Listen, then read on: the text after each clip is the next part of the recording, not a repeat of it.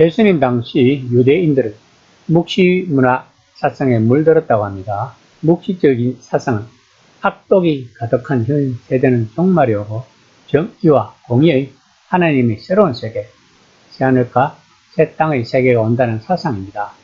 그래서 다니엘서가 매우 인기 있는 책이었다고 합니다.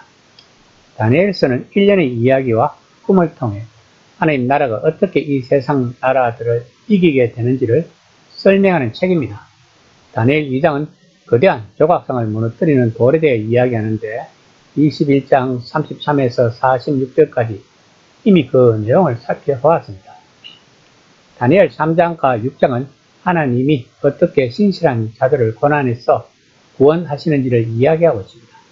7장에서는 인간과 전쟁을 벌이는 짐승들에 대한 이야기와 하나님이 인간의 모습을 한 존재의 정당성을 입증하시고 짐승을 멸하시는 것에 대한 이야기입니다. 1세기 유대인이라면 누구나 이 암호 같은 이야기가 이스라엘이 이방민족 앞에서 인정받을 것이라는 뜻임을 알았을 것입니다. 마태뿐만 아니라 당시의 많은 사람들은 다니엘서의 많은 내용들을 사용하였다고 합니다. 우리들 또한 이런 것을 염두에 두고 본문 말씀을 해석해야만 예수님이 제자들에게 하시는 말씀을 이해할 수 있을 것입니다. 앞절에서 제자들은 예수님에게 성전은 언제 무너지고 예수님은 언제 메시아로 나타나시며 현 시대는 언제 끝날 것인가를 질문했습니다. 여기에 대한 예수님의 대답은 다니엘서를 보라. 그리고 앞으로 이 말 끔찍할 때를 주위에서 보라는 것입니다. 24장 15에서 16절입니다. 그러므로 너희가 선지자 다니엘이 말한 바 멸망에 관영한 것이 거룩한 곳에 선 것을 보거든 그때에 유대에 있는 자들은 산으로 도망할지어다. 본문에서 말한 멸망에 가정한 것은 다니엘서 9장 27절을 인용한 것으로 로마 군대가 가이사를 상징하는 독수리를 새겨놓은 깃발을 성전 동편 문 쪽을 향해 세워놓은 것을 의미한 것입니다. 당시 유대인들은 예루살렘 성이 가장 안전한 피난처로 생각하였다고 합니다. 그래서 유대 전쟁 기간 동안 많은 유대인들은 예루살렘으로 모여들었던 것입니다. 그러나 예수님은 산으로 도망하라고 하십니다. 요세푸스 전쟁사에 의하면 예루살렘 성이 3년 동안 포위되어 있는 동안 너무나 많은 사람들이 굶어서 죽었고 또한 유대인들끼리 서로 죽이고 강탈하는 경우가 많았다고 합니다. 실제로 로마 군대에 의해서 죽은 사람보다 같은 동족끼리 죽음을 당한 사람들이 더 많았다고 기록하고 있습니다.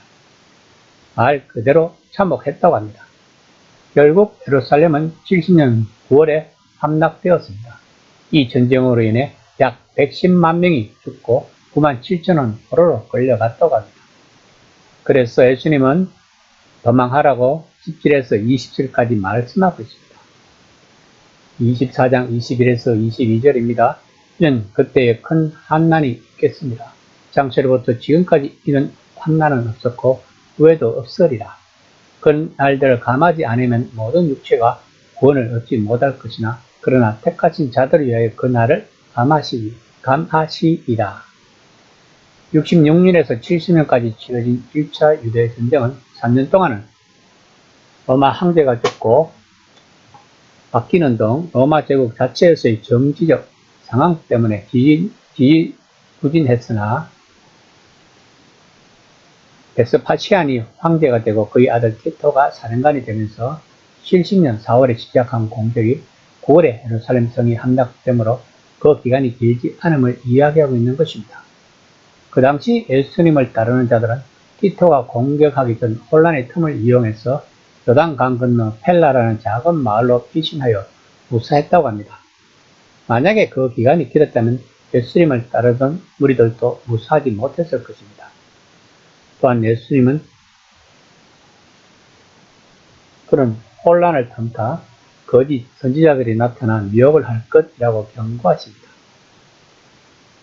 24장 23에서 24절입니다. 그때의 사람이 너에게 말하되 보라 그리스도가 여기 있다 혹은 저기 있다 하여도 믿지 말라.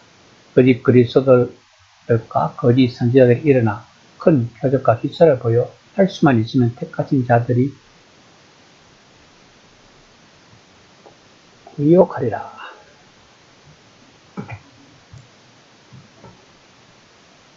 동수고금을 막론하고 전쟁이나 큰 재난이 일어나면 이런 이단의 우두머리들이 나타나 가덕이나 혼란한 사회를 더 혼란스럽게 했다는 것을 역사를 통해 우리들은 잘 알 수 있을 것입니다. 요세푸스의 기록에 의하면 실제로 66년에서 70년 사이에 1차 유대 전쟁 때 자칭 메시아와 예언자들이 많이 나타났다고 기록하고 있습니다. 그들은 추종자를 얻으려고 표적과 기사를 약속하며 구원을 제시했다고 합니다. 그러나 아무 일도 일어나지 않았다고 요세푸스는 기록하고 있습니다. 예수님은 예루살렘 자체가 하나님의 심판을 받을 것이기 때문에 다들 도망을 가라고 하셨습니다. 신약 성경이 어떤 차원의 구원을 말하든 먼저 구원은 가장 기초적이고 물리적인 것도 포괄한다는 것입니다. 즉 예수님은 자신의 사람들을 파괴될 그 성으로부터 구해내기를 원하신다는 것입니다. 예수님은 성전이 파괴될 것이라고 말씀을 하셨습니다. 그리고 성전이 파괴가 된다는 것은 예수님이 옳다고 하나님이 인정을 하신 사건인 것입니다. 다시 말하면 지금 이 마태복음을 읽는 초대교회 성도들은 예수님이 바로 하나님이 보내신 메시아라는 것을 믿는다는 것입니다. 그래서 그들은 부활을 꿈꾸며 로마의 압제에도 불구하고 예수님을 따랐던 것입니다. 오늘 본문은 오늘날 우리들에게 주어진 말씀은 아닙니다.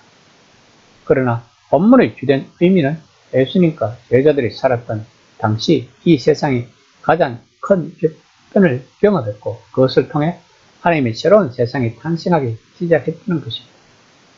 그러면 우리들은 하나님의 나라가 시작된 시대에 살고 있는 것입니다. 이 새로운 시대에 우리가 하나님 나라의 백성이란 정체성을 찾아가는 긴 여정이 바로 영성인 것입니다. 그러면 하나님 나라의 백성의 정체성은 무엇일까요? 바로 거듭남인 것입니다. 그러면 거듭남은 무엇일까요? 바로 가치관이 바뀌는 것입니다. 사람들은 하나님을 인격적으로 만나기를 갈망하고 기도합니다. 왜냐하면 그래야만 거듭나는 줄 알기 때문입니다. 그러나 거듭나면 우리가 무엇을 좋아하고 있는 걸 알면 내가 거듭났는지 아니면 거듭나지 못했는지를 알 수 있습니다. 다시 말하면 회개를 했는지 아니면 못했는지를 알 수 있다는 것입니다. 그것은 세상 사람들이 추구하고 있는 것은 나도 같이 추구하고 있지는 않은지를 심각하게 생각해보면 자신이 거듭났는지를 알 수 있는 것입니다. 그래서 우리는 날마다 거듭나기 위해서 끊임없는 영적 전쟁을 치러야 하는 것입니다. 이것이 성화의 과정인 것입니다. 이 시간 나는 진정 거듭났는가를 한번 심각하게 생각해보는 시간이 되었으면 합니다.